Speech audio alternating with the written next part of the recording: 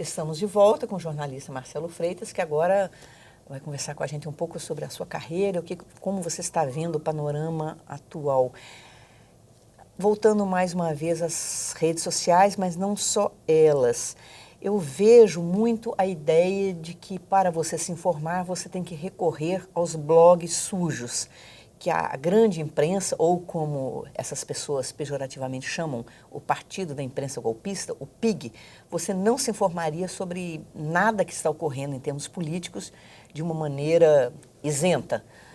O que você acha dessa questão? Você como jornalista, eu particularmente, que fui jornalista durante muito tempo, eu fico um pouco incomodada com essa visão. Eu acho o seguinte, para você ter uma visão o mais próximo possível da realidade, você tem que se informar de várias fontes. Isso. Quem se informa de uma fonte só tem uma visão meio canhestra da realidade, né? Dá trabalho, né, se informar. Eu lembro que o Le Monde tinha uma frase que era assim, informar-se é penoso. É penoso, exige tempo, exige disciplina. Então, se você pretende acompanhar a realidade do país hoje, lendo apenas um determinado tipo de publicação, você vai acompanhar a realidade segundo o ponto de vista desse tipo de publicação. Que sempre defende interesses. Sempre eu costumo dizer, qualquer reunião de síndico de prédio, há interesses em jogo. Sim. Essa ideia de uma imprensa absolutamente objetiva, isenta, isso não existe. Né? Existe uma imprensa que tenta se aproximar da objetividade, mas a objetividade absoluta não existe, como não existe a verdade absoluta. Então, para você conseguir ter uma visão menos maniqueísta possível da realidade, você tem que buscar várias fontes de informação ao mesmo tempo. Mas não dá para também negar, né, como muitos fazem, toda a grande imprensa. Não dá para negar. Né? Eu acho que a grande imprensa, ela informa. Né? Eu acho que ela informa, embora eu acho que ela informe hoje com um viés negativista muito grande.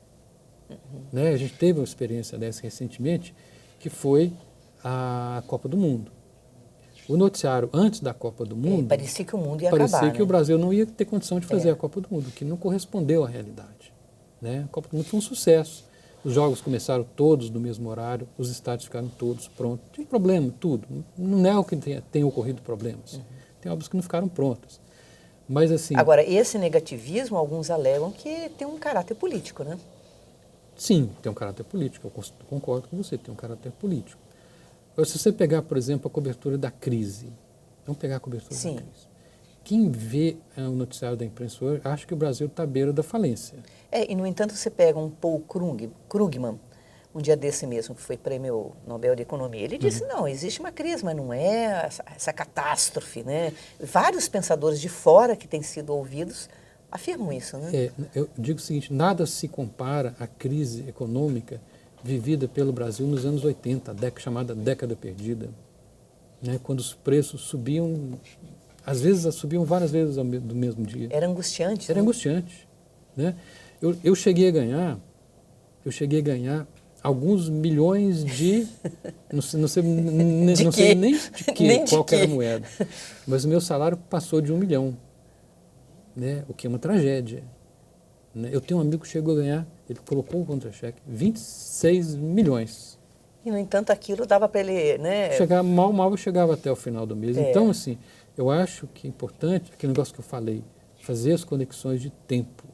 Né? Está ruim hoje? Existe uma crise? Existe uma crise, sim, claro. Uma crise política também, inclusive, né? Uma crise política, uma crise econômica.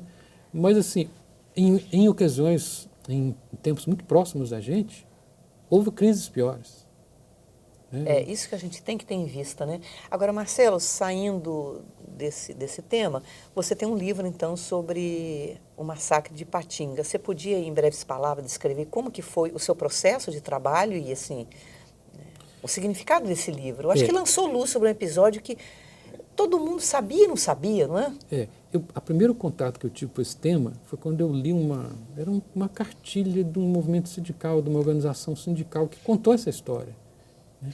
Na época eu fiquei surpreso porque eu nunca tinha ouvido falar daquilo, um episódio daquela magnitude, Gente, não é possível, como é que eu nunca ouvi falar disso? Eu sempre li muito, eu falei antes, né? Que me chamou a atenção, eu propus, trabalhava no Hoje em Dia, fiz uma reportagem sobre isso, depois no Estado de Minas voltei no assunto. Meu mestrado aqui na PUC também foi sobre o massacre de Ipatinga. Então, nesses 3 momentos, juntando as informações que eu coletei ao longo desse tempo todo, eu consegui entender, explicar o que foi o massacre de Ipatinga. Foi um conflito entre operários das Minas e soldados da Polícia Militar, né? E morreram acho que 20 e tantos? Bom, aí... Esse número eu sei que não se chega, mas... Oficialmente, morreram 8 pessoas. Mas se você for em Ipatinga, todo mundo vai dizer que morreram mais. Então, o último capítulo do meu livro é justamente a indagação sobre isso. Quantas pessoas morreram? Né? Isso ali pré-Revolução de 64, outubro de pré-golpe. 63. Não é? Outubro de 63. Mas o clima já estava assim pesado, né? Pesado. Isso que você mostra, né? Eu mostro isso. Nessa minha pesquisa, eu consegui localizar parentes, né, de 2 pessoas que desapareceram a partir daquela data ali. Então, tem a lista oficial e tem o relato dos desaparecidos. Uhum. Aí que vem a minha decepção, porque eu acreditava que a Comissão Nacional da Verdade iria esclarecer isso. Sim, mas é difícil, né? Eles foram a Ipatinga, foi feita uma né? audiência lá, mas não foi feita investigação absolutamente nenhuma. Então, assim, o massacre de Ipatinga vai continuar sendo uma história sem fim. Uhum. E a série? Infelizmente. Digamos, uma injustiça histórica, né? Ela não vai ser reparada mais. Não tem mais janela para isso. E em relação à série sobre os altos salários da Assembleia Legislativa, isso foi 2001. Isso foi em 2001. Bom, essa aí surgiu antes, né, nos anos anteriores, havia lá na Assembleia, que eu era repórter de política e cobria a Assembleia Legislativa. Então havia conversas de corredores, né, enfim, de que havia o salário oficial, pago no contra-cheque, mas havia um por fora. Mas aí nunca ninguém apresentou esse por fora, de quanto que seria, como é que era isso. Até que surgiu uma declaração de imposto de renda de um ex-deputado, que dava materialidade a esse boato. Aí você... A partir daí, foi uma série de reportagens, que eu gosto sempre de dizer que não foram... A sequência não foi só minha, todos os repórteres da editoria de política, cada um produziu uma reportagem, e isso foi desdobrado em N outros assuntos relacionados, né, a essa questão. Isso foi durante mais ou menos um mês, quase um mês. Agora, você falou da frustração lá da injustiça histórica, mas esse problema, de uma certa forma, continua. De vez em quando aparece isso, né? Salário de juiz, de deputado, que no papel é uma coisa, mas com os penduricalhos... O problema do Brasil são os penduricalhos. Né? Se todos os salários fossem só os salários oficiais... Como os nossos, né? Como os nossos. Né? Aliás, como a da maioria da esmagadora da população brasileira. O salário é o que está ali no contra-cheque, não tem nada de penduricalho. Então, se o salário de todos os entes políticos fossem exatamente isso, né, do judiciário, do legislativo, não houvesse extras, eu acho que a gente estaria dando um passo muito grande no sentido da transparência. Agora, Marcelo, você acabou de criar uma editora. Você já lançou alguns livros? Como é que é a linha editorial dessa editora? Eu lancei o primeiro livro através da editora. Eu fundei a editora e lancei o livro. Porque eu sempre quis mexer com o livro. Acho que é um produto assim, interessante, é um produto de alta durabilidade. Um livro, ele, diferentemente do jornal impresso, ele não se perde no tempo. Né?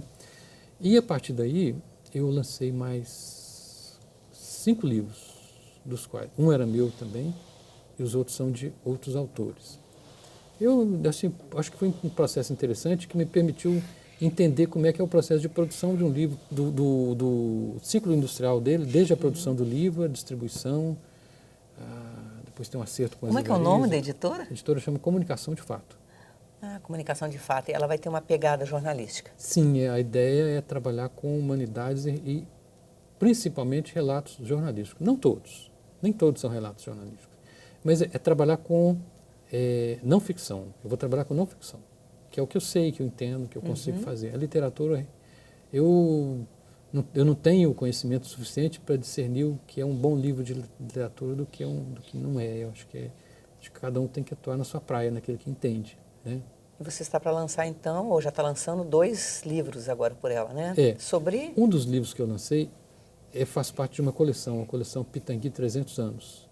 São livros que contam histórias, aspectos, né, da cidade, terra dos meus pais, Pitangui, aqui no centro-oeste mineiro, sétima vila do Ouro.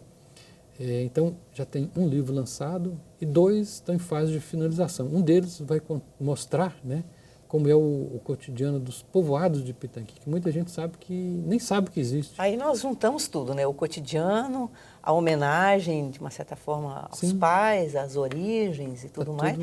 E aquilo, né? Falando da sua aldeia, você fala do mundo, né? Como se diz, né? Exatamente. Marcelo, eu gostaria muito de agradecer a sua presença. Eu que agradeço pelo convite. É muito bom estar aqui. Gostaria também de agradecer você que ficou com a gente até agora e convidá-los para um próximo encontro na semana que vem. Até mais.